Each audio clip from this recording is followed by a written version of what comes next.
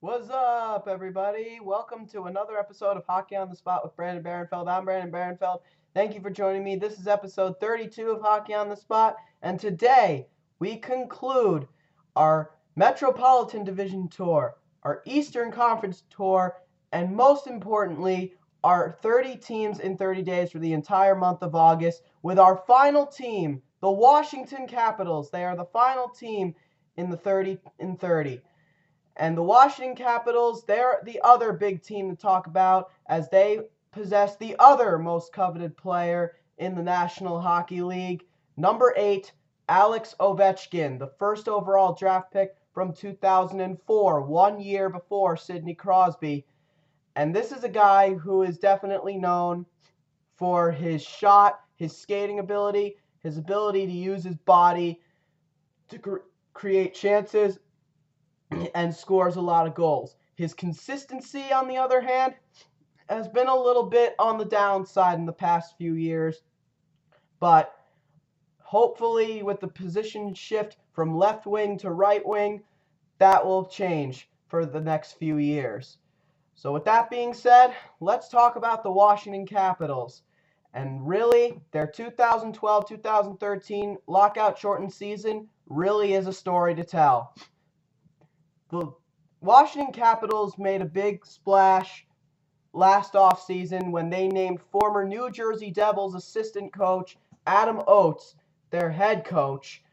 He was a big part of the Devils' run to the Stanley Cup Finals in 2012. He became the head coach of the Washington Capitals, but again, it didn't come easy at first. The Capitals went just 2-8-1 in their first 11 games. They started out as the worst team in the National Hockey League. They were absolutely terrible, and Alex Ovechkin could not get going. They basically were done. Their playoff hopes were dashed just from those 11 games. Only one player on that entire team even played well through that 11-game stretch, and that was Mike Ribeiro, who they brought in a trade at the 2012 draft to be their second-line center. He ended up becoming their top-line center, surpassing Nicholas Backstrom. But now Mike Ribeiro is gone, and so Backstrom will reclaim his role as the top-line center. But in any regard, after those 11 games, the Caps did start winning more, but it didn't change the fact, and they were just done. Their season was over, and it basically had to be a miracle in order for them to get back into the playoffs. Well, it happened, folks. They absolutely had quite the miracle run at the end of the regular season. 15-2-2 in their final 19 games, which put them over the edge. They went on to win the Southeast Division, the now extinct Southeast Division, and become the only team from the Southeast Division to make the playoffs last year.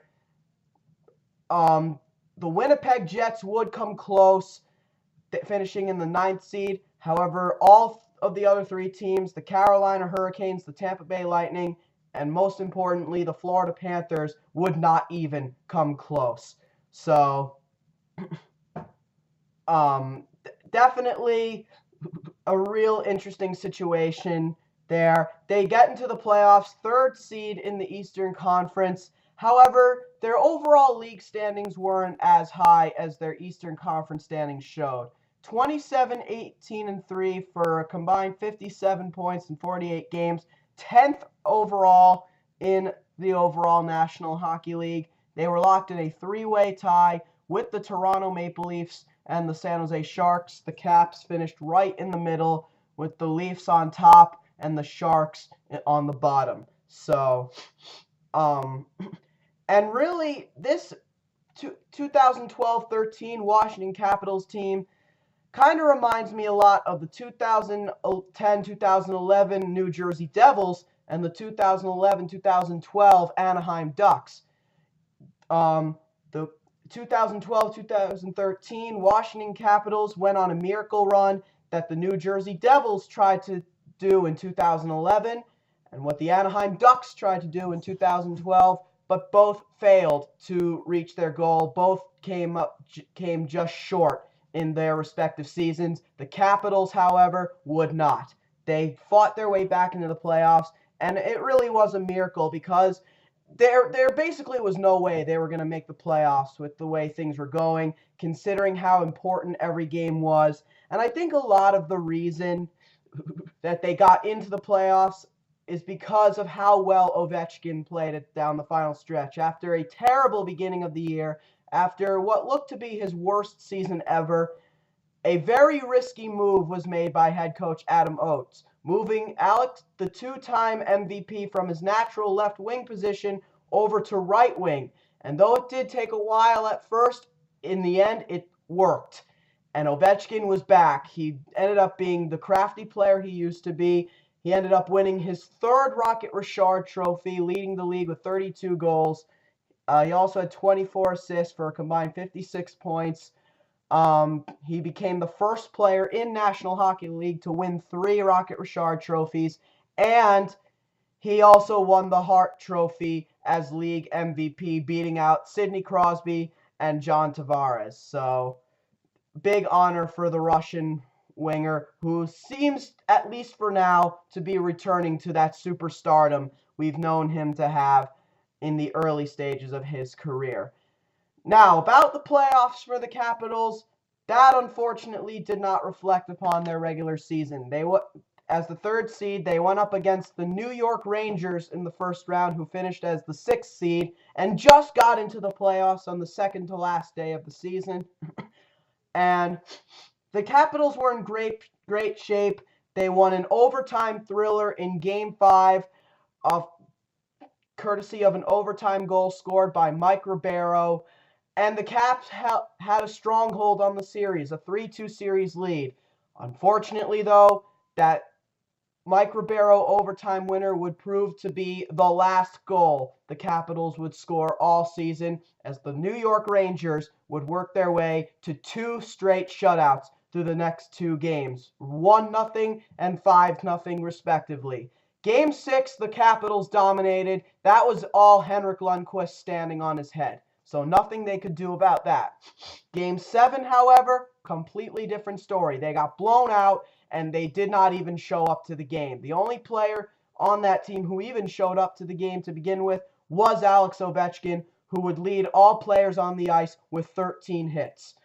But as we know, Ovechkin's supposed to be much more of a scorer, and he was not that, not even in the series. He had a goal in the first game and an assist in the second game, but that was it. He did not have another point in that series, and the Rangers shut him down. That is why the Capitals were eliminated in the first round in 7 games. Very disappointing exit for the Washington Capitals. Now, as far as the offseason goes for the Washington Capitals, they actually had a very good offseason that really began with an interesting draft pick, Andrei Burakovsky, an Austrian-born Swede who they picked with the 23rd pick in this past year's draft. They have high expectations for him to eventually become a superstar. And then, as far as bringing in players, they didn't do too much. The offseason really began slow for the Washington Capitals, and it really just began with losing guys, and really only making one re-signing. General manager George McPhee only re-signed one player for the beginning of the year. He re-signed defenseman Carl Alsner, signing him to a 4-year deal, so he'll be there for a while. Good shutdown defenseman, former 5th overall draft pick. But that would be all the Capitals would do in the early going. And they lost a lot of players this offseason. They still have a couple guys that are unrestricted free agents, that being defenseman Tom Poti, who not only is getting older, but began fading out of Washington. He most definitely will not be back. And center Ryan Potulny, who spent pretty much the whole year with the Hershey Bears of the American Hockey League. He will not be back. And then some guys that are actual subtractions, goaltender Danny Sabourin and left winger Wojtek Wolski. They're still unsigned by other teams, but they will not be back. Sabourin spent all of last year in the American Hockey League. Wolski saw his role diminished, and he became the 13th forward as the season progressed. And as far as the other actual losses go, they had a few. Most of them were intended. Joey Crabb, right winger, he went on to sign with the Florida Panthers. And defenseman Jeff Schultz, who they waived and had no intentions of bringing back after really falling out of their system. He went on to sign a bridge deal with the Los Angeles Kings. But then the Capitals had two losses that really kind of were not intended, one more than the other. The one that was not intended the most was the loss of fourth-line center Matt Hendricks. He went on to sign with the Nashville Predators, and that is a big loss for them in many ways. It's much bigger than it looks because he really led the charge on their fourth line and was a valuable penalty killer too. But the real big loss for the Washington Capitals this year, as I mentioned before, center Mike Ribeiro, who served as their second-line center at the beginning of the year, but then ended up becoming the top-line center for the playoffs. Again, he was their best player at times. At times, he was better than Alex Ovechkin, especially in that 2-8-1 stretch. He was the only player doing much of anything in that stretch, a guy who makes everyone around him better. They're absolutely going to miss him, and he wanted to re-sign with the Capitals, and I think the Capitals wanted to re-sign with him, but nothing could get done. He ended up signing over with the Phoenix Coyotes. So, big loss for the Washington Capitals, really big loss in many ways, and they really didn't do much to improve on that. The Capitals did not make a whole lot of additions this year. In the early going, they only made one addition, and that was adding defenseman Tyson Strachan, who came over from the Florida Panthers. He'll figure to add some depth on defense and probably be a guy who will only play if everyone else gets hurt. So not much of anything. It took a very long time for the Caps to make their big move, but it finally happened not too long ago. They finally made a big signing. Center Mikhail Grabovski, who saw the last 4 years of his contract bought out by the Toronto Maple Leafs via compliance buyout. He was the second player bought out by the Leafs. The other was Mike Komisarek. He signed with the Carolina Hurricanes.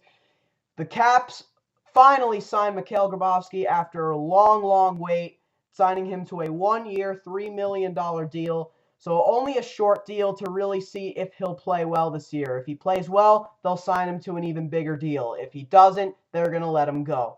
But this is an absolutely tremendous signing for the Washington Capitals, and he was the only player among the top 10 unrestricted free agents that did not sign on the first day of free agency. And he really took a long time to finally sign. And a lot of teams were really interested in this guy. The Anaheim Ducks were in there for a while. The Edmonton Oilers were in there for a while. And the Tampa Bay Lightning were in there for a while. But two of the three backed out. The Ducks were still interested, but not as much as they were. The Caps showed interest in him the most, and he wanted to play for them.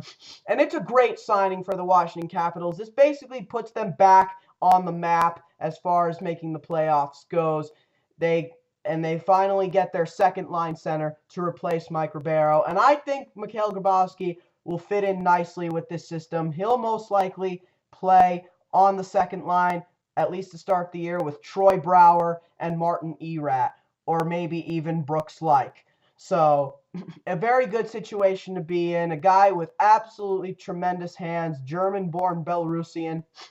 And last year, with the Toronto Maple Leafs, really showed how much he and head coach Randy Carlyle did not get along. And it really showed because he ended up putting Grabovski on the fourth line and utilizing him as a fourth-line center and a checker. That is not Mikhail Grabovski. He will not thrive in that kind of environment.